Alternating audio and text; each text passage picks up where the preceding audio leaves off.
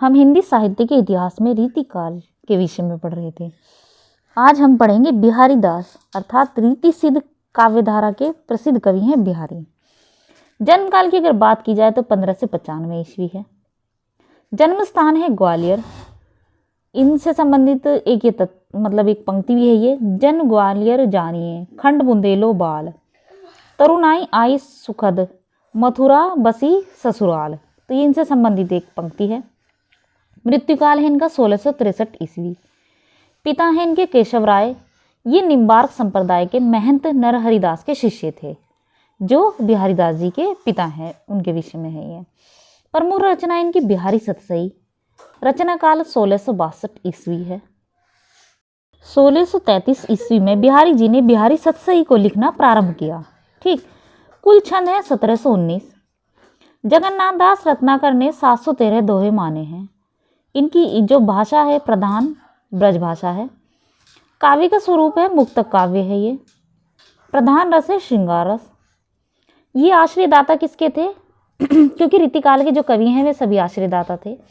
तो जयपुर आमेर के कचवाहा वंश के शासक मिर्जा राजा जय सिंह के दरबार में बिहारी जी रहते थे। मतलब पूछा भी जाता है इस तरह का प्रश्न कि बिहारी किसके दरबार में रहते, तो ये आमेर कचवाहा वंश के शासक मिर्जा राजा जय सिंह के दरबार में रहते थे। इनसे संबंधित महत्वपूर्ण तथ्य अर्थात बिहारी दास जी से संबंधित। बिहारी को रीतिकाल का प्रतिनिधि कवि कहा जाता है। मतलब इस रीतिकाल के प्रतिनिधि कवि कहलाते हैं।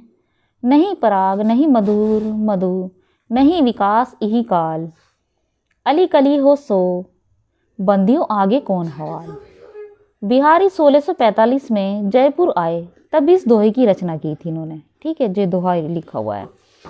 राजा जय सिंह ने प्रसन्न होकर इनको काली पहाड़ी नामक गांव पुरस्कार में दिया था एवं आगे इनको प्रत्येक छंद की रचना पर एक मोहर पुरस्कार के स्वरूप में इनको दी जाती थी।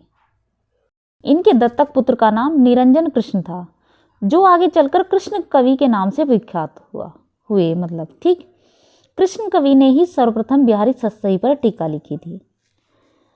सूरदास एवं बिहारी दोनों ने ही नायिका के रूप में राधा का वर्णन किया है, परंतु सूरदास की राधा मूक एवं बिहारी की राधा वाचाल मानी जाती है। मतलब जो सूरदास जी ने जिस राधा का वर्णन किया है वे मूक हैं, बोलती नहीं हैं, और बिहारी दास जी की जो हैं वे बोलने वाली राधा हैं।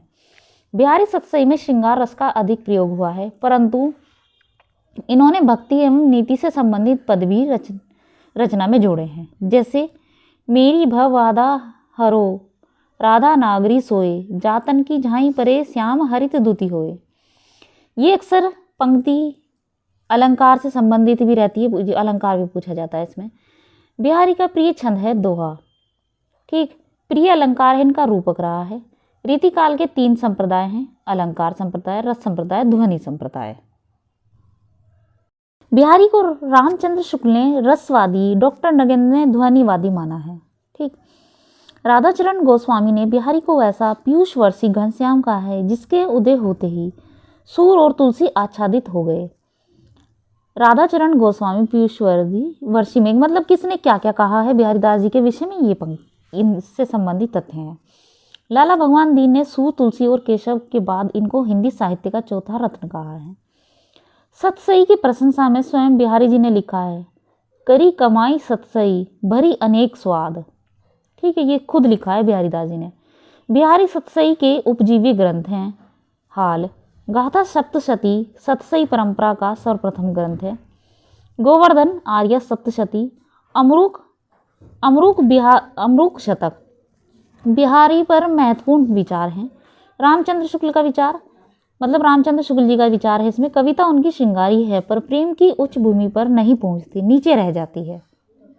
श्रृंगार रस के ग्रंथों में जितनी ख्याति और जितना मान बिहारी सतसई का उतना किसी और का नहीं हुआ। ठीक, महावीर प्रसाद द्विवेदी जी ने इनके विषय में कहा है, सतसैया के दोहरे ज्यों नाविक के तीर, देखन में छोटे लगे घाव करे गंभीर। बिहारी सतसई पर चर्चित टीकाएं हैं। कृष्ण कवि ने कृष्णलाल की टीका के नाम से बिहारी सतसई की टीका लिखी है। इन्होंने सतसई के प्रत्येक दोहे पर सवैया बनाया है। ठीक है, इनकी ये किसने कौन सी रचना लिखी है उससे संबंधित है। लल्लू लाल चंद्रिका ब्रज भाषा गद में विवेचन। सूरति मिश्र अमर चंद्रिका दोहा छंद में विवेचन। प्रभुदयाल पांडे की टीका खड़ी बोली, अंबिका दत्त व्यास बिहारी बिहार, रोला छंद में विवेचन, पदम सिंह शर्मा संजीवनी भाष्य विवेचना तुलनात्मक प्रविधि से, आनंदीलाल शर्मा फिरंगे सस्सई फारसी। जगन्नाथ दास रत्नाकर प्रमाणिक, बिहारी रत्नाकर 1925 खड़ी बोली में। तो ये बिहारी दास जी से संबंधित तथ्य थे। इसके बाद हम गणानंद जी का जीवन परिचय पढ़ेंगे।